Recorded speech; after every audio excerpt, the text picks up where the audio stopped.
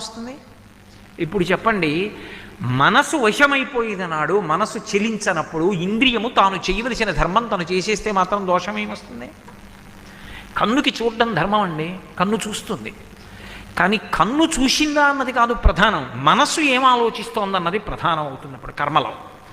నేను ఇలా కూర్చుని ఆవిడ వంక అలా చూస్తున్నాను అనుకోండి, వీడు ప్రవచనం చేయడానికి వచ్చి అలా చూస్తున్నాడు ఏమిటి ఆవిడ్ని అనుకున్నారనుకోండి, నేను అలా చూడడం దోషంలా కనిపించవచ్చు. కానీ నేను అలా చూస్తున్నప్పుడు ఓ నా తల్లి కామాక్షి పరదేవత ఎర్రటి బట్ట కట్టుకుంటుంది, మెడలో ముత్యాల హారం వేసుకుంటుంది, నా తల్లి ఇంత బొట్టు పెట్టుకుంటుంది, మా అమ్మ పద్మాసనం వేసుకుంటుంది.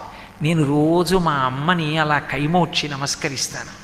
మా అమ్మ నేను రాగానే కంచి వెళ్ళలేదని మా అమ్మ బయలుదేరి వచ్చి నా ఎదురుగుండా కూర్చుని వింటున్నట్లు నటిస్తోంది. నా తల్లి అలా కూర్చుంది అని నేను లోపల